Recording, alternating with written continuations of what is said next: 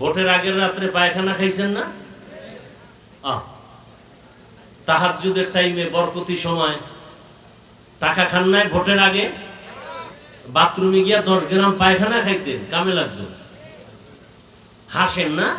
খুব খুশির কথা। যারা টাকা খাইছে এরাও জালেম, যারা খাওয়াইছে ওরাও জালেম। এরা দেশের দুশ্মন, এরা মানবতার দুশ্মন, এরা স্বাধীনতার দুশ্মন, এরা চোর, এরা ডাকাত। হাজী সাহেবের ঈমান শেষ ভোটের আগের রাত্রে।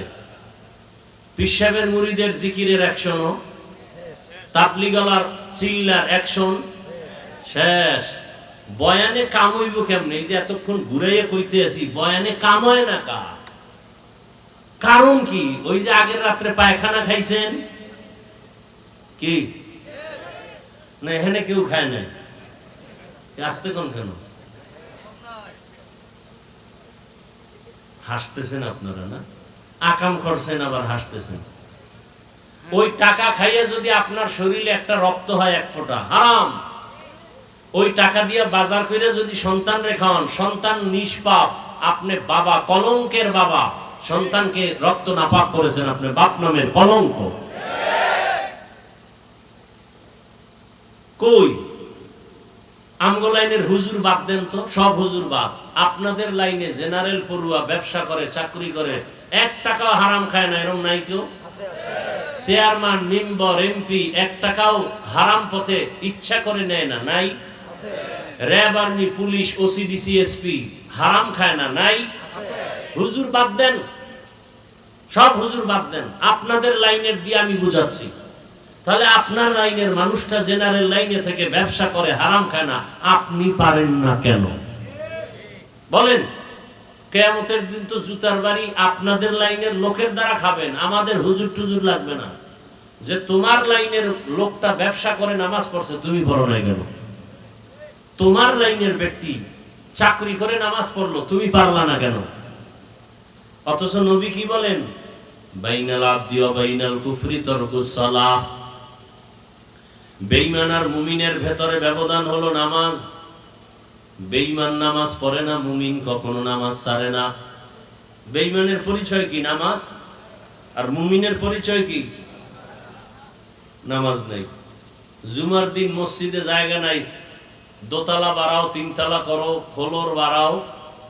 এরা ফজরে কইছিল, এরা সব ইন্ডিয়ায় বেড়াইতে গেছিল না? আবার আসরে নাই। কি এই কাহিনী এই মসজিদে নাই? জুমায় এত মুসল্লি, এরা ফজরে কই, আবার আসরে কই? এই নামাজ এটা একটা তামাশা, একটা নাটক। নামাজ নামে ধর্ম নিয়ে একটা নাটক করা। আবার দেখেন নামাজ পড়তে আইসাও কি মোশান। সালাম ফিরানোর পরে মনে হয় মসজিদে একটা তুফান শুরু হয়ে গেছে, কে কার আগে বের হবে।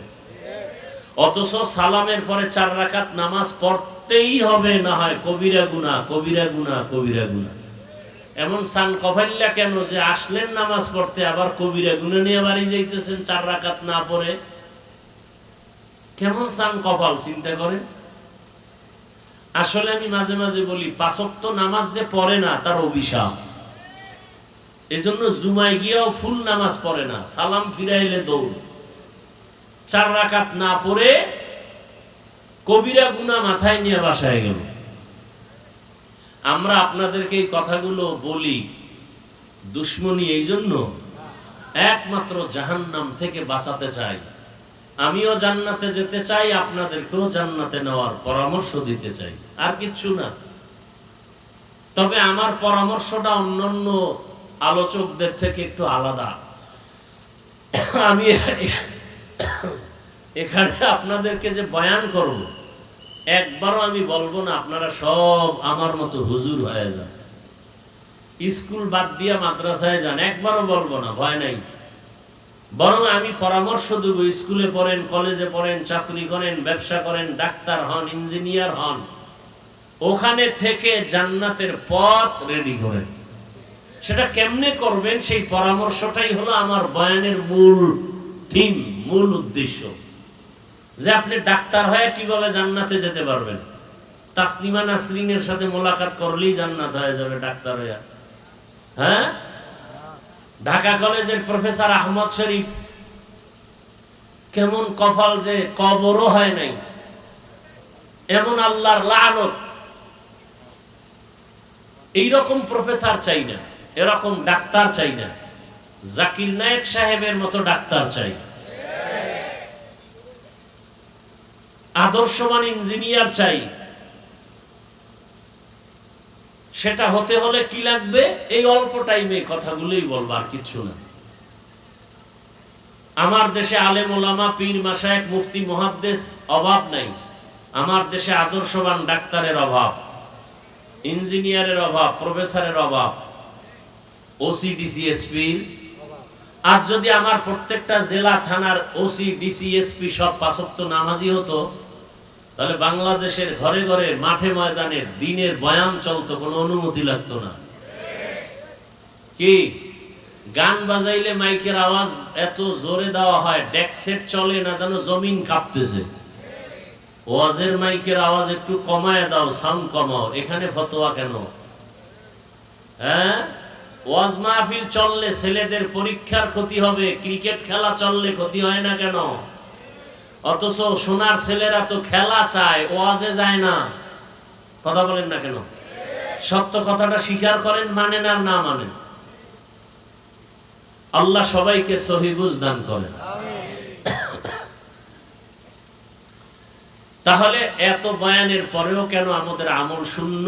একটা মেডিসিনের অভাব। কয়টা মেডিসিন? ওই মেডিসিনের নাম তাকওয়া, আল্লাহর ভয়। এখন সবাই বলবে আল্লাহকে ভয় করি, কিন্তু আসলে বাস্তব ভয় কি জিনিস এটা একটু বুঝেন। দেখবেন যেই সন্তান মা বাবাকে ভয় করে, এটা প্রমাণ কি? বলে মা বাবার সামনে সন্তান অন্যায় করে না। কেন? বলে শাস্তির ভয়। কথা ঠিক? আবার দেখবেন যেই ছাত্র শিক্ষকের ভয় করে, প্রমাণ শিক্ষকের সামনে অন্যায় করে না। কেন? শাস্তির ভয়। ঠিক তেমনি ভাবে রমজানের সময় দেখেন নাই, ঈদের বাজার নিয়ে রওনা, কুমিল্লায় ট্রাকের সাথে ধাক্কা লেগে জায়গায় শেষ হয়ে গেল। ঈদের জামা কাপড় পরে আছে, কোথায় আনন্দ, সবার চোখে পানি, কান্নার আওয়াজ। বিদায় নেওয়ারও সময় হয় নাই, বাস পানির মধ্যে ডুবে গেল। ছোট একটা বাচ্চা সাঁতার কেটে এসে উপরে উঠে কান্না করে, আমার আম্মু পানির মধ্যে বাসে আটকানো, একটু বাঁচাও, আমি আম্মু না পাইলে কাকে নিয়ে বাঁচবো। চোখের সামনে ওই যে হজে গেছে ওমরায়, স্ত্রী সন্তান সব নিয়া ওমরা পালন করিয়া বন্ধুর বাড়ি গেছে বেড়াইবার জন্য সৌদি আরবে। হঠাৎ অ্যাক্সিডেন্ট হয়ে জায়গায় সব মারা। ছোট একটা মেয়ে বেঁচে আছে, মেয়েটাও ইনজুরি হয়ে গেছে, কোন রকম সাময়িক চিকিৎসা দিয়া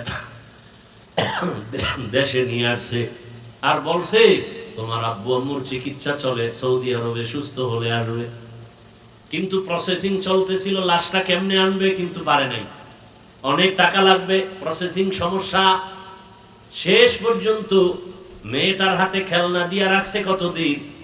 শেষবারে যখন বলা হলো তোমার আব্বু বেঁচে নাই, তোমার আম্মু বেঁচে নাই, আরবের মধ্যে দাফন হয়েছে, মিডিয়ায় দেখা গেল ওই বাচ্চাটা হাউমাউ করে কান্না করছে, আমি কাকে আব্বু বলে ডাকবো, আম্মু বলে ডাকবো? কে আমাকে মায়ের আদর দিবে, বাবার আদর দিবে? এভাবেই তো একদিন চলে যেতে হবে, বাঁচার কোনো উপায় নাই। কিন্তু গরু মরে, কুকুর মরে, আমি মরবো, আমি তো মানুষ, আমার মরণটা তো কুকুরের মতো হওয়া এটা উচিত না। আমার মরণটা যেন এমন হয় যে দুনিয়ার সবাই দুঃখ করে দোয়া করবে, ভালো মানুষ হারিয়ে ফেললাম। সেই ভালো আদর্শ কি করলাম? না নিজের আদর্শ ভালো, না ছেলের আদর্শ ভালো, না মেয়ের আদর্শ ভালো, না স্ত্রীর আদর্শ ভালো। আমারও মানুষ খারাপ বলে, আমার ছেলেটার আদর্শ খারাপ, মানুষ খারাপ বলে। কি কামাই করলেন? টাকায় মানুষকে সম্মান দেয় না। টাকায় যদি সম্মান দিত, টাকাওয়ালারা পালাইয়া বাড়ি ছেড়ে যেতে হতো না, বরং সম্মান দেয়ার মালিক আমার আল্লাহ। এলাকার গরিবও যদি হয় কিন্তু সততার উপরে চলে, ধনীরাও তাকে ভয় পায়। সততা এমন একটা পুঁজির নাম, সৎ মানুষকে মানুষ ভয় পায়। যারা মিথ্যা বলে না, এদেরকে মিথ্যাবাদীরা ভয় পায়। ভাইরা আমার, আল্লাহর ভয়টা যদি আমার মধ্যেও না থাকে, তখন আমার চলাফেরার কোনো ব্যালেন্স থাকবে না। একটা ছাত্রের অন্তরে যদি আল্লাহর ভয় না থাকে, ওস্তাদের সাথে বেয়াদবি করতে চিন্তা করবে না, ঠিক নেই? অনেক জায়গায় দেখা যায় মিডিয়ায়, ওস্তাদ শিক্ষকের সাথে বেয়াদবি হয় না, হয় না? আগে দেখতাম স্কুল কলেজের ছেলেরা মেয়েরা শিক্ষকের বিরুদ্ধে আন্দোলন করে, এখন আমগো হুজুরগো মধ্যেও ঢুকে গেছে না, কথা বলে না। মাদ্রাসার মধ্যে আন্দোলন মিছিল দেয়, হুজুরের কাছে পড়বো না, এই হুজুরকে মাদ্রাসা থেকে বের করো। এদের মতো বেয়াদব কি দুনিয়াতে আর হতে পারে? এরা দুনিয়াতে মরার আগেই ধ্বংস হয়ে যাবে, কোনো সন্দেহ। ওয়ালা তামুতুন্না ইল্লা ওয়া আনতুম মুসলিমুন, এবং কেউ তোমরা মুসলমান না হয়ে মৃত্যুবরণ করিও না। নবীজি বলেন, ইত্তাকিল মাহারিম তাকুন আবাদান নাস, আল্লাহর নিষিদ্ধ জিনিস, অপছন্দনীয় জিনিস থেকে নিজেকে ফিরায় রাখো, বাঁচায় রাখো। তো আল্লাহ পাক মানুষের মাঝে তোমার মর্যাদাকে বৃদ্ধি করে দিবেন। আয়াত হাদিসের তর্জমা শেষ। আল্লাহ আয়াতের মধ্যে মুমিনদেরকে দুটো কর্মসূচি দিয়েছেন, যেই কর্মসূচি দুটো পালন করলে সে বিনা হিসাবে জান্নাত পেয়ে যাবে। প্রথম কর্মসূচি আল্লাহকে ভয় করা, দ্বিতীয় কর্মসূচি মুসলমান হইয়া মরণ বরণ করা। আল্লাহর ভয়ের নাম তাকওয়া, আল্লাহকে ভয় করার নাম খাশিয়া, আল্লাহকে ভয় করার নাম খাউফ। ভয়ের বাস্তবতা কি? আমি যদি আপনাদেরকে জিজ্ঞাসা করি আপনারা আল্লাহকে ভয় করেন কারা কারা, এ কথা যদি আমি বলি, আপনারা সকলেই হাত উঁচু করে বলবেন আমরা সবাই আল্লাহকে ভয়। অথচ আপনারা আজকে অনেকে এমনও আল্লাহর বান্দা এখানে আছে ফজর পড়ে নাই, জোহর আসর মাগরিব এশা পড়ে নাই, কেউ সুদের টাকায় ব্যবসা করে, কেউ নাই যার হারাম টাকা ছাড়া সকাল হয় না, ঘুম হয় না। অথচ পৃথিবীতে নিকৃষ্ট মানুষ ওই ব্যক্তি যে সুদের সাথে জড়িত। কেমন নিকৃষ্ট? তার গর্ভধারিণী মায়ের সাথে 24 ঘন্টা জেনা করে। তাহলে আপন মায়ের সাথে জেনা করা কত মারাত্মক। এমতো অবস্থায় সে যদি নামাজ পড়ে কবুল হবে না, রোজা রাখে কবুল হবে না, হজ করে কবুল হবে না, তেলাওয়াত করে কবুল হবে না, দান করলে সওয়াব হবে না, মাদ্রাসা বানাইলে সওয়াব নেই, মসজিদ বানাইলে সওয়াব নেই, তওবা না করে মরে গেলে চিরস্থায়ী জাহান্নাম। কতটা পাপিষ্ট আমাদের সমাজে। এরকম মানুষও যদি বলেন ভাই আপনি কি আল্লাহকে ভয় করেন, বলবে হ্যাঁ হুজুরদের থেকে বেশি ভয় করি। আসলে ভয় কি জিনিস আমরা বুঝি না। বয়ান আপনারা কিন্তু সবাই জানেন, বুঝের অভাবেই সব এলোমেলো। মিথ্যা বলা কি জানেন, অথচ মিথ্যা বলতেছেন কেন? বুঝের মাঝখানে ঝামেলা। আমার বুঝ আর আপনার বুঝে অনেক ব্যবধান। এখানে আমরা যারা বসে আছি, দাঁড়ানো আছি, সবাই মুসলমান কিনা কি একটু চিন্তা করেন। সন্দেহ থাকলে একটু ভাবিয়া বলেন মুসলমান কিনা। চিন্তা করা থাকলে 1 মিনিট চিন্তা করে বলেন যে হ্যাঁ আমার একটু সন্দেহ আছে, আমি মুসলমান কিনা। সন্দেহ যাদের নাই তারা বলেন আপনারা মুসলমান। হ্যাঁ, যাদের সন্দেহ আছে তারা চুপ থাকেন। আচ্ছা আমিও মুসলমান, আপনারাও? আপনাদের আল্লাহ আর আমার আল্লাহ দুইজন। খুব ভেবেচিন্তে বলেন, তাল মিলাইয়েন না। আমার আল্লাহ আপনাদের আল্লাহ, নবী, কোরআন, হাদিস, কাবা, ধর্ম, কালেমা, দুনিয়াতে আসছি সিস্টেম, বিদায় বেলা যাওয়ার সিস্টেমও। কাফনের কাফন কয়টা? 3টা। মহিলাদের 5টা। কালার আলাদা হবে। আমাদের হুজুরদের কাফনের কালার হবে একরকম, আপনাদের তো আর এক রকম। হ্যাঁ, কি কালার হবে? কবরের সাইজ একটু আলাদা, তাও এক। কবরে রাখার পরে প্রশ্ন সব এক। তালে বলছেন না হুশে বলছেন? আল্লাহ এক, নবী এক, কোরআন এক, কাবা এক, ধর্ম এক, কালেমা এক। দুনিয়াতে আসছি এক, যাবো এক, কাফন এক, কালার এক, কবরের সাইজও এক, প্রশ্নও কি? পোশাক কেন আলাদা বলেন? হয়তো সবাই প্যান্ট শার্ট টাই পরি। আর যদি বলেন না মদিনার পোশাক এটা না, তাহলে যেটা সেটা পরি। বলবেন চাকরির ক্ষেত্রে তো প্যান্ট শার্ট টাই লাগে, মেনে নিলাম। চাকরির ক্ষেত্রে পড়েন, মসজিদে কিসের চাকরি? আল্লাহর ঘরে, সেখানে নবীর পোশাক নাই কেন? আল্লাহর ঘরে গেছেন, সেখানে নবীজির পোশাক পরেন না কেন? দেখেন আজকে আপনার আমার আল্লাহ এক, নবী এক, কোরআন হাদিস সব এক, কাবা এক, ধর্ম এক, কালেমা এক, অথচ আপনাদেরকে আলাদা বয়ান দিতে হইতেছে। বয়ান করা দরকার হিন্দু, বৌদ্ধ, খ্রিস্টানদেরকে, যারা আল্লাহ চিনে না, কোরআন বুঝে না, হাদিস বুঝে না, অথচ আপনাদেরকে আলাদা টুপির বয়ান দিতে হইতেছে, আলাদা দাড়ির বয়ান, নামাজের বয়ান, পর্দার বয়ান। কারণ কি? অথচ জিজ্ঞাসা করলে আপনারা সবাই বলবেন নামাজ পড়তে হবে, 5 ওয়াক্ত নামাজ, পর্দা করতে হবে ফরজ, সবই আপনারা বলতেছেন। অথচ মানার ক্ষেত্রে এত অনীহা কেন, দুর্বলতা কেন? আমি টুপি খুলতে চাই না, লজ্জা, আর আপনি ভিআইপি মুসলমান, টুপি দিতে চান না, লজ্জা। তাহলে আপনি ভিআইপি মুসলমান, আমরা দুর্বল মুমিন, আমরা দাড়ি কাটলে লজ্জা পাই আর আপনারা রাখতে লজ্জা পান। কেমন ভিআইপি মুসলমান আপনারা? আমি পর্দা না করলে লজ্জা আর আপনারা পর্দা করতে গেলে লজ্জা। আমি মসজিদে না ঢুকলে লজ্জা পাই আর আপনারা মসজিদে ঢুকতে লজ্জা পান। কারণটা কি? অথচ বয়ান তো ডেলি চলছে, এক এক স্টেজে 5-7 জন বয়ান করেনেওয়ালা বক্তা বয়ান করে, পীর সাহেবরা বয়ান করে, তাবলিগওয়ালারা করতেছে, জুমার দিন চলতেছে। আমল নাই কেন? এরপরে আল্লাহ মহামারী করোনা দিয়েও দেখলেন, তারপরও আপনাদের ঘাড় সোজা হয় নাই। কারণটা কি? এই ডেঙ্গু গেল, এই একের পর এক বিপদ, এরপরও যে আমল শূন্য। কারণ কি?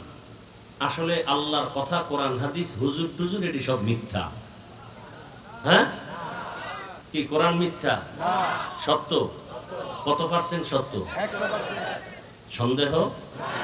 কোরআনের মধ্যে মনে হয় নামাজের বয়ান নেই, সুন্নতের বয়ান নেই, পর্দার বয়ান নেই, সবই আপনারা বলতেছেন। তো মানেন না কেন? কারণটা কি? অনেকে বলবে মানতে গেলে তো স্বাধীনতা থাকে না। তো আমগো হুজুরগো স্বাধীনতা নষ্ট করছে কে?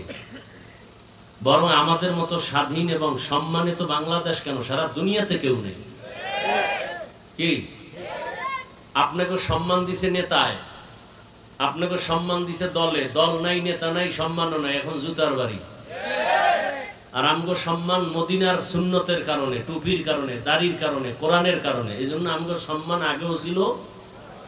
কি আগে এমপি সাহেব দেখলে কইতো হাফিজ ভাই দোয়া চাই, এখন মন্ত্রী লোক পাঠাইছে, হুজুর একটা ডেট লাগবে আর আমার মন্ত্রণালয়ে আসবেন, দাওয়াত রইল।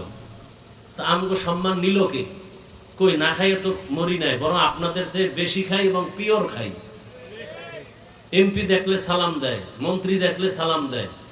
আপনাকে বর্তমান দেশের প্রধানমন্ত্রী দেখছেন নি আলেমরে কেমনে সম্মান করে? আর আপনাদের এই সমাজে টুকটাক দুই একটা বেয়াদব আছে, স্টেজে হুজুরের সাথে বেয়াদবি করে, আছে না নাই? মসজিদের ইমামের সাথে বেয়াদবি করে। এর কারণ কি জানেন? শিয়ালের হাতে মুরগি দিলে যা হয়, সুদখোরের হাতে মাদ্রাসা মসজিদের চাবি দিলে তাই হয়। আল্লাহ হেদায়েত দান করুন, আল্লাহ হেদায়েত দান করুন। এই বাংলাদেশে 50 বছর যদি কেউ ক্ষমতায় থাকে, কেউ তার প্রতিবাদ করবে না, তবে আলেমদেরকে মাথায় তাজ বানায় যদি রাখতে পারে, আর আলেমদের সাথে সামান্যতম বেয়াদবি করবে, ও ঘুমের মধ্যে দেখবার জিন্দেগি বরবাদ। আল্লাহ হেদায়েতের দৌলত দান করেন। এইটা অনেকে বুঝিয়াও বেয়াদবি করে, আছে না নাই? এটা দোষ আমাদের, কারো চেয়ারম্যানেরও দোষ না, এমপিরও দোষ না। দোষ কার? আপনাদের।